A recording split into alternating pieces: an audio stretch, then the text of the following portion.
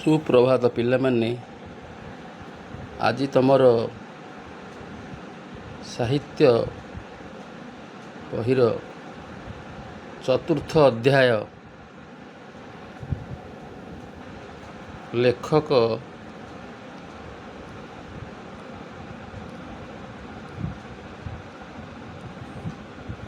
ଠକି ବସିଲେ ଠକିଯିବ କାହାଣୀଟି ବଂଶୀଧର ଦାସଙ୍କ ଦ୍ୱାରା ସଂଗୃହୀତ। ବଂଶୀଧର ଦାସ ଏହି ଗଳ୍ପଟି ଜାତକ କଥା ଗଳ୍ପ ସଂକଳନରୁ ଆସିଅଛି। ଅନ୍ୟକୁ ଠକିବାକୁ ଚେଷ୍ଟା କଲେ ନିଜର କିପରି କ୍ଷତି ହୁଏ ସେହି ବିଷୟରେ ବର୍ଣ୍ଣନା କରାଯାଇଛି। ଦେଖ, ଆମେ ଚିତ୍ର ଆମେ ଦେଖିବା। ବର୍ତ୍ତମାନ ଦେଖ ଆଉ ବୁଝ। ଏ ଗପଟି ବୁଝିବା ଭିତରେ ଯେଉଁଠି ଯଦି କଠିନ ଶବ୍ଦ ଆସିବ ମୁଁ ତୁମକୁ କହିଦେବି, ତା ଅର୍ଥ କହିଦେବି। ଦେଖ, ଗୋଟିଏ ଗାଁରେ ଆଈ ନାତୁଣୀ ହୋଇ ଦୁଇ ଜଣ ଥାଆନ୍ତି। ଗାଁରେ ଥାଆନ୍ତି ଆଈ ଆଉ ତାର ନାତୁଣୀ ଦୁଇ ଜଣ। ଠକି ବସିଲେ ଠକିଯିବ। ଦେଖ, ବିଷୟର ନାଁ ଯେମିତି ଜଣକୁ ଠକିଲେ ନିଜେ କେମିତି ଠକାମିରେ ପଡ଼ିବ। ତେଣୁ ଏଇ ବିଷୟ ପଢ଼ିବା ପୂର୍ବରୁ ତୁମକୁ ଆମର KN ଓଡ଼ିଆ କ୍ଲାସେସ୍ ୟୁଟ୍ୟୁବ୍ ଚ୍ୟାନେଲକୁ ସ୍ୱାଗତ। ତୁମେ ବର୍ତ୍ତମାନ ମୁଁ ପଢ଼ିବା ଭିତରେ ଦେଖ, ତାରି ଭିତରେ ବୁଝ। ସେମାନେ ଭାରି ଦୁଃଖରେ ଚଳୁଥାନ୍ତି। ଆଈ ଆଉ ନାତୁଣୀ ଦୁଇ ଜଣ ଦୁଃଖରେ। ସେମାନେ ଆଗେ ବଡ଼ ଧନୀ ଥିଲେ। ବେପାର ବାଣିଜ୍ୟ କରି ବୁଢ଼ୀର ପୁଅମାନେ କୋଟି କୋଟି ଟଙ୍କା ରୋଜଗାର କରୁଥିଲେ। ବର୍ତ୍ତମାନ ଆଈ ଆଉ ନାତୁଣୀ, ଏଇ ବୁଢ଼ୀର ଆଈର ବେପାର ବାଣିଜ୍ୟ କରି ତା ପୁଅମାନେ ବହେ ରୋଜଗାର କରୁଥିଲେ। ସୁନା ଥାଳିରେ ଖାଉଥିଲେ। ଘରେ ଘିଅ ମହୁ ବୋହି ଯାଉଥିଲା। କିନ୍ତୁ ସବୁଦିନ ତ ସମାନ ଯାଏନି। ଦିନ ବଦଳିଗଲା। କିଏ କୁଆଡ଼େ ମରି ହଜିଗଲେ। ମରି ହଜିଗଲେ। ସମ୍ପତ୍ତି ବାଡ଼ି ସବୁ ବୁଡ଼ିଗଲା। ଆଗରୁ ବହୁତ ଧନ ରୋଜଗାର କରନ୍ତି, ବହୁତ ଧନ ସମ୍ପତ୍ତି ଥିଲା। ଏବେ ଘରେ ଲୋକ ବୋଲି ଦୁଇ ଜଣ। ତଥାପି ଦୁଇ ବେଳା ଦୁଇ ମୁଠା ଖାଇବାକୁ ପାଆନ୍ତିନି। ବିକି ଭାଙ୍ଗି ଖାଉ ଖାଉ ଘରର ସବୁ ସରିଯାଏ। ବୁଝିପାରିଲେ? ଏଇଠି କ'ଣ ହେଲା, ଦିନକର କଥା। ଆଈ ନାତୁଣୀ ବସି ଗଲା କଥା ଭାବୁଛନ୍ତି। ଏମିତି ଆଗରୁ ସବୁ ଥିଲା। ଦେଖ, ଏଠି ଆଈ ଆଉ ତାର ନାତୁଣୀ। ଆଈ ଗୋଟେ ବାଡ଼ିଟା ଧରି ବଇଛି, ନାତୁଣୀ ତା ପାଖରେ ବଇଛି। ସବୁ କଥାବାର୍ତ୍ତା ହେଉଛନ୍ତି, ଭାବୁଛନ୍ତି। ଏତିକି ବେଳେ ସାହିରେ ବାସନ ବେପାରୀ ଡାକ ପକାଇଲା। କଂସା ପିତ୍ତଳ ବାସନ ବିକ୍ରି ବଦଳ। କଂସା ପିତ୍ତଳ ବାସନ ବିକ୍ରି ବଦଳ। ଏ ଜଣେ କଂସା ବାସନ ବେପାରୀ ଡାକ ପକାଇଲା। କଥା କ'ଣ କି, ସେଦିନ ନଈ ସେପାରୀ ସହରରୁ ଦୁଇ ଜଣ ବାସନ ବେପାରୀ ସେ ଗାଁକୁ ଆସିଥିଲେ। ଗାଁ ମୁଣ୍ଡରେ ଓହ୍ଲାଇ ସେମାନେ ଠିକ୍ କରିଥିଲେ ଯେ ଜଣେ ଯେଉଁ ସାହିରେ ବାସନ ବିକୁଥିବ ଆର ଜଣକ ସେହି ସାହିରୁ ସେତେବେଳକୁ ଯିବନି। ଦୁଇ ଜଣ ବାସନ ବେପାରୀ ଆସିଥିଲେ। ଜଣେ ଗୋଟେ ସାହି ରହିଲା। ସେ କହିଲା, ସେ ଗୋଟେ ସାହିରେ ଆମେ ଦୁଇ ଜଣ ରହିବାନି, ଗୋଟେ ସାହି ଜଣେ, ଆଉ ସାହିକୁ ଆଉ ଜଣେ। ସେଇ ଭିତରୁ ଜଣେ ବଡ଼ ଚୋଠା ଲୋକ ଥାଏ। ସେ ପ୍ରଥମେ ଏଇ ଆଈ ନାତୁଣୀଙ୍କ ସାହିକୁ ବାସନ ବିକ୍ରି ଆସିଥାଏ। ବାସନ ବାଲାର ଡାକ ଶୁଣି ଆଈ ନାତୁଣୀ ତାକୁ ଘରକୁ ଡାକିଲେ। ବେପାରୀକି ଡାକିଲେ, ବାସନ ବେପାରୀକି। ତାଙ୍କ ଘରେ କେଉଁ କାଳରୁ ଗୋଟିଏ ପୁରୁଣା ଫଟା ଥାଳି ଥାଏ। ଆଈ ନାତୁଣୀଙ୍କ ଘରେ କାମରେ ନ ଲାଗି ସେ ଖଣ୍ଡିକ ଏମିତି କଳା କୋତରା ହୋଇଥାଏ ଯେ କଂସା କି ପିତ୍ତଳ କି ଅନ୍ୟ କିଛି ଜମା ବାରି ହେଉନଥାଏ। ଗୋଟେ ଜାଗାଟା ଆଣି ବିକୁଥାନ୍ତି। ବୁଢ଼ୀ ବାସନବାଲା ହାତକୁ ସେଇ ଫଟା ଥାଳିଟି ବଢ଼ାଇ ଦେଲା। କହିଲା, ବାପ, ଏ ଖଣ୍ଡିକ ତ କାମରେ ଲାଗୁନି। ତମେ ପୁରୁଣା ବାସନ ଦାମରେ କିଣିନିଅ। ତା ଘରେ ବହେ ଦିନ ଗୋଟେ ପଡ଼ିଥିଲା ପୁରୁଣା ବାସନ। ସେଇଟା ଆଣି, ସେ କଂସା କି ପିତ୍ତଳ କିଛି ବାରି ହେଉନଥାଏ। ବାସନ ବେପାରୀକୁ ଦେଲା। ଆଈ ଦେଲା, କହିଲା, ତମେ ନିଅ, ଏ କିଛି କାମରେ ଲାଗୁନି। ଏ ଖଣ୍ଡିକ କିଛି କାମରେ ଲାଗୁନି। ତମେ ପୁରୁଣା ବାସନ ଦାମରେ କିଣିନିଅ। ବାସନବାଲା ପଚାରିଲା, ଆହେ, ଏଇଟା କଂସା ନା ପିତ୍ତଳ? ପଚାରିଲା, ଏଇଟା କଂସା ନା ପିତ୍ତଳ? ନାତୁଣୀ କହିଲା, ତମେ ଦେଖୁନା, ଯାହା ହେଇଥିବ ସେଇ ଦାମ ଦେବ ଆଉ କ'ଣ।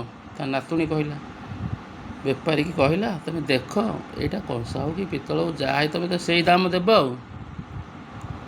ବାସନବାଲା ତ ତା ଛେଣି ମୁନରେ ଥାଳି ପଛଟା ରାମ୍ପି ଦେଲା।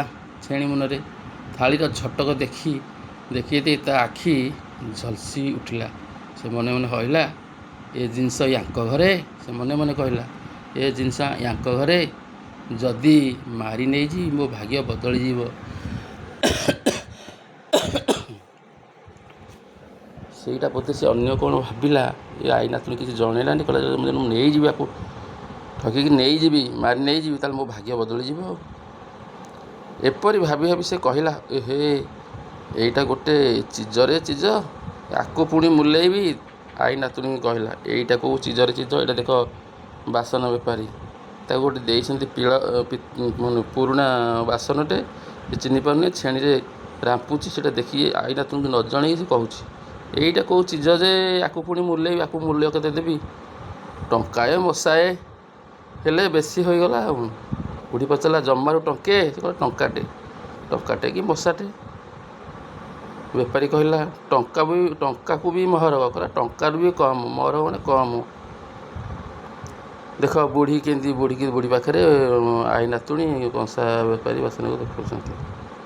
ବୁଢ଼ୀ କହିଲା, ତାହେଲେ ଆମ ଜିନିଷ ଥାଉ, ତୁମେ ଯା। ତ କହିଲା, ହଉ ତୁମେ ଯା, ଆଉ ଟଙ୍କେ ମସେରେ ମୁଁ ଥଳି ପଟେ ବିକି ପାରିବିନି।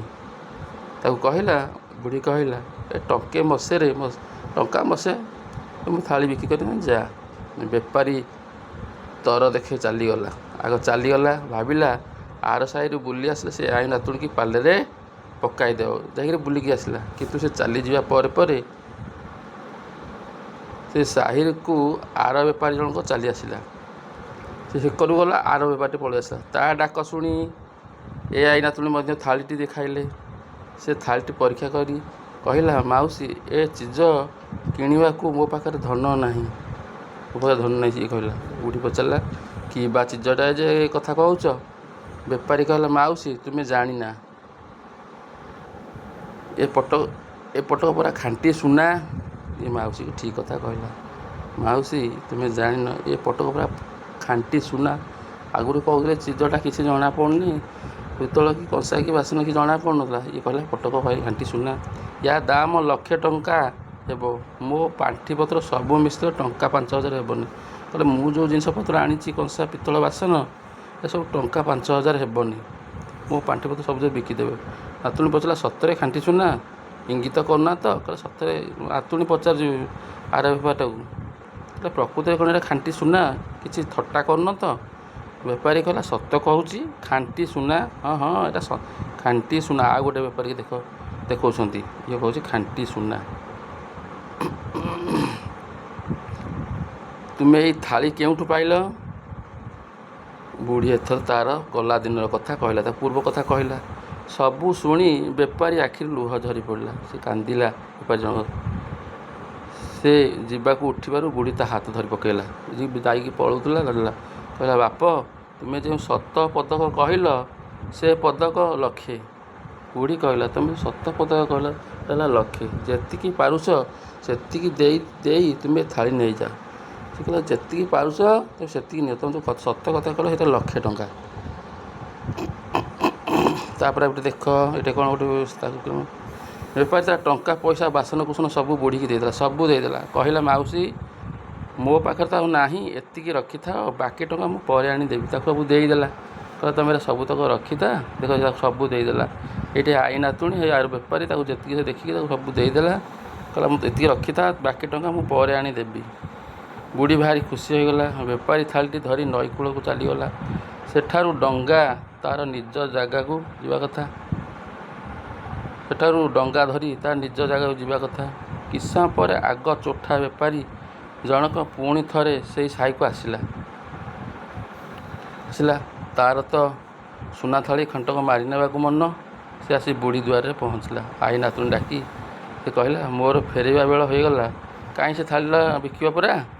ଶୀଘ୍ର ଆଣି ସେପଟେ ଡଙ୍ଗା ଛାଡ଼ିଦେବ। ବୁଢ଼ୀ କହିଲା, ତମେ ତ ମୋଟେ ଟଙ୍କା ବେଶୀ ଦେବାକୁ କହିଲ। ବେପାରୀ କହିଲା, ଟଙ୍କା ନହେଲେ 2 ଟଙ୍କା ନେବ, ଆଣ। ନାତୁଣୀ କହିଲା, ମୋଟେ 2 ଟଙ୍କା? ବେପାରୀ କହିଲା, ନହେଲେ 5 ଟଙ୍କା ନେବ, ଆଉ କ'ଣ, ଶୀଘ୍ର ଆଣ। କହିଲା, ମୋଟେ 5 ଟଙ୍କା? ଦେଖ, ସମସ୍ତେ ଏଇଠି ଅଛନ୍ତି, ହେଲା ତ? ବେପାରୀ କହିଲା, ନହେଲେ 10 ଟଙ୍କା ଆଣିବ, ମୁଁ ଯାଏ। ଏପରି ବଢ଼ି ବେପାରୀ 100 ଟଙ୍କା ଯାଏ ବଢ଼ିଗଲା। ପଡ଼ିଶା ଲୋକେ ଏ ଦର ହଙ୍କା ହଙ୍କିର ଅର୍ଥ ବୁଝିପାରିଲେ ନାହିଁ। ସେମାନେ ପଚାରିବାରୁ ବୁଢ଼ୀ ସବୁ କଥା ବୁଝାଇ ଶୁଣେଇ ଦେଲା ଯେ ଥାଳିଟି ଆଉ ବାସନ ବେପାରୀ କିଣି ନେଇଗଲାଣି। ସେ କଥା ଶୁଣି ଏ ବାସନ ବେପାରୀ ପାଟି କରି କହିଲା, ମୁଁ ମୁଲେଇବା ଥାଳି ସେ କିପରି ନେଇଗଲା? ଏପରି ପାଟି କରି ସେ ନଈ କୂଳକୁ ଧାଇଁଲା। କିନ୍ତୁ ସେ ଗଲାବେଳକୁ ଘାଟରୁ ଡଙ୍ଗା ଛାଡ଼ି ଯାଇ ମଝି ନଈରେ ହେଲାଣି। ବିଚରା ହତାଶ ହୋଇ ଚାହିଁ ରହିଲା। ଅନେକ ସମୟ ପରେ ତା ପାଟିରୁ ବାହାରି ପଡ଼ିଲା, ଯେ ଚାହେଁ ପରକୁ ଠକିବ ଶେଷରେ ନିଜେ ଠକିଯିବ।